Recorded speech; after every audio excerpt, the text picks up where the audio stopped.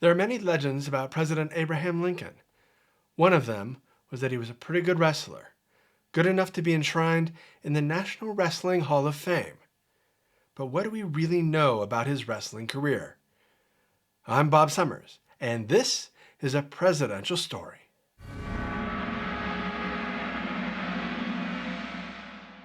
Despite all the myths, hearsay, and exaggerations around Lincoln's wrestling career, they are all based on kernels of truth. Let's start with this one. Lincoln did wrestle, and he was very accomplished. Over a 12-year period when Lincoln was in his teens and 20s, he only lost one match out of 300. Or was it 500? Or did he lose more than one? If he did lose more than one, there were not many. There are no official records for all of Lincoln's wrestling matches, making it impossible to say how many he won, lost, or even participated in. But there are many contemporary anecdotes to back up his prowess, even from Lincoln himself. Wrestling in 1830s rural Midwest America didn't have the fluid grace of an Olympic contest, and it certainly wasn't the high theater of the WWE. There were no high school or college tournaments to compete in. To find a match, he went to county fairs and other frontier competitions, or wherever he could find a match. Lincoln participated in a type of wrestling called catch as catch can, also known as catch wrestling. This rough and tumble version of wrestling was part test of strength and part hand-to-hand combat. Lincoln really liked it, and he was good at it. After one victory, Lincoln shouted at the crowd with some smack talk. As his eyes swept the circle of the crowd he would challenge, he yelled, "I'm the big buck of this lick. If any of you want to try it, come on and wet your horns." The challenge would go unanswered. Since this quote was written by poet and author Carl Sandburg in his 1926 biography of Lincoln, the truth of these scathing words should be taken at face value. Lincoln was 6 feet 4 inches tall, a giant compared to the average height of the day, and weighed 180 pounds. Although he was thin and lean, he was very, very strong. Lincoln was so strong that when he was 19, he defended his stepbrother's river barge from thugs by throwing the hijackers overboard. His most well-documented match, and I use the term well-documented loosely, resulted from a bet his boss made. In 1831, after moving to New Salem, Illinois, 22-year-old Lincoln was working in the general store as a clerk. His boss, Denton Offutt, reportedly put his wrestling ringer forward for local bouts as a way of promoting the store. Offutt was so proud of his employee that he sent word to anyone willing to listen that Lincoln could easily manhandle anyone in the area. Eventually, word reached Jack Armstrong, the leader of a local gang, the Clary's Grove Boys, named for a village 3 miles from New Salem. The Clary's Grove Boys were notorious for their disruptive and hateful pranks, especially to newcomers. They would often force any newcomer into a wooden barrel, nail it shut, and roll it down a hill. The gang openly bragged that no one could beat their champion, Jack Armstrong. So when Armstrong heard about Lincoln, who unlike them didn't drink and liked to read books, he knew he wanted to put this newcomer in his place. Lincoln needed some convincing. Eventually, he agreed to participate under the rules of side holds, where either man could throw his opponent to the ground. In the couple of days before the match, word spread throughout the town. By the time of the match, a large crowd had gathered at an opening in a grove of trees near Offutt's general store. So many of the townspeople were tired of the Clary's Grove Boys' antics that they were all supporting and cheering for Lincoln. Jack Armstrong was the most feared wrestler in the frontier, yet he was at a disadvantage against Lincoln. Lincoln was somewhere between 8 and 10 inches taller and a couple of years younger than the gang leader. The two of them stripped off their shirts and started wrestling. The two were evenly matched.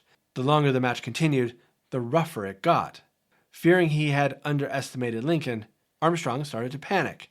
He began to use illegal moves and commit painful fouls. All this did was enrage Lincoln. There is some confusion as to what really happened next. One version described Lincoln so angry that he grabbed Armstrong by the neck, lifted him up, then slammed him back to the ground, knocking him unconscious. This is why some people credit Lincoln with inventing the choke slam, used today in professional wrestling, but it is unlikely that is what happened. Another version had Lincoln grabbing Armstrong by the neck and shaking him like a rag doll. Armstrong's gang backed him up and began to corner Lincoln. Some say Lincoln offered to take on each gang member, but their leader called off the bout instead. Together, Lincoln and Armstrong agreed to a draw. Armstrong later proclaimed Lincoln to be the best fellow that ever broke into this settlement. What really endeared Lincoln to this group of young men was that Lincoln didn't want to win the match when he was obviously the stronger and better wrestler. Instead, the two men agreed to simply shake hands, out of respect. Lincoln proved he could hold his own against Armstrong and in the process earned the respect of the Clary's Grove boys and the status of hometown hero amongst the townspeople. Lincoln and Armstrong would become good friends. Lincoln would often visit Armstrong and his family, his wife Hannah, and son William Duff Armstrong, who Lincoln would cradle when he was a baby. In 1857, soon after Jack's death, his son Duff was charged along with another man with striking a man named James Metzger several times in the head, killing him during an argument. When Lincoln heard of the murder charges against Duff, he wrote to Jack's widow Hannah, offering his legal service pro bono. Duff's co-defendant was tried separately. During the trial, witness Charles Allen testified that he saw Duff Armstrong strike Metzger with a slungshot. Lincoln pushed the witness for more details. Allen further testified that he was at a distance of 150 feet, but could clearly see the assault by the light of the moon. Lincoln showed that Allen lied when he said he used moonlight to see the murder. Lincoln produced a farmer's almanac to show that on that date, the moon was at a low angle, which would have drastically reduced visibility. Lincoln also produced evidence to show that the injuries to Metzger's head could have been inflicted by just one person, namely, the other person arrested. Based on this evidence, the jury acquitted Duff after only one ballot. Many years later, a story arose that Lincoln had modified the almanac. This was refuted by Abram Bergen, who had witnessed the trial as a young lawyer and who later served as a justice of the New Mexico Territorial Supreme Court. From Bergen's recollection, the prosecution objected at the time to Lincoln's almanac. They compared Lincoln's almanac to one in their own possession and found them to be the same. This case was portrayed in the 1939 film Young Mr. Lincoln, with Lincoln played by a young Henry Fonda. Lincoln's only documented wrestling defeat came during the Black Hawk War of 1832, where Lincoln was serving as a captain with the Illinois Volunteers.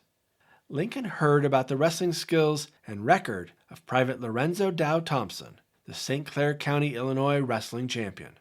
Lincoln wanted to test himself, so he arranged a match when they had some downtime from the war. Up until this time, Lincoln claimed he had never been defeated or even thrown. Lincoln related the story of what happened next when he was campaigning for president in 1860. You may think a wrestle, or wrastle as we called such contests of skill and strength, was a small matter, but I tell you the whole army was out to see it. We took our holds, his choice first, a side hold.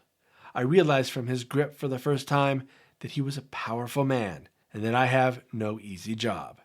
The struggle was a severe one, but after many passes and efforts, he threw me. My boys yelled out a dog fall, which meant then a drawn battle. But I told my boys it was fair, and then said to Thompson, "Now it's your turn to go down," as it was my hold then, Indian hug.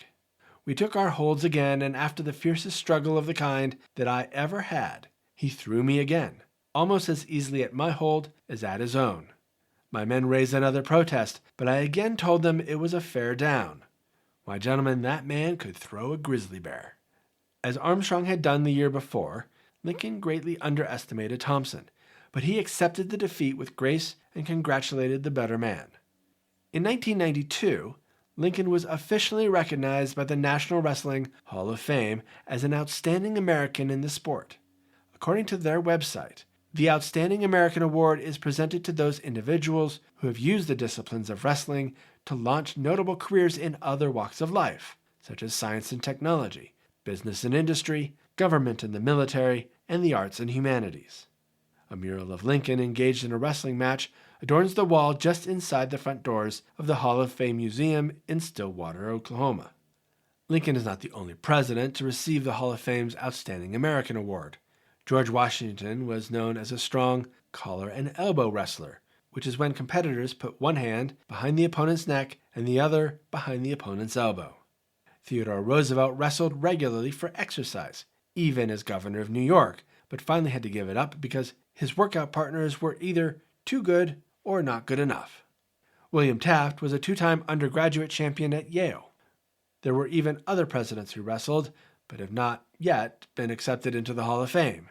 Andrew Jackson, Zachary Taylor, Franklin Pierce, Ulysses S. Grant, and Chester Arthur. But of all the presidential grapplers, Lincoln stands head and shoulders above the rest. Thanks for watching.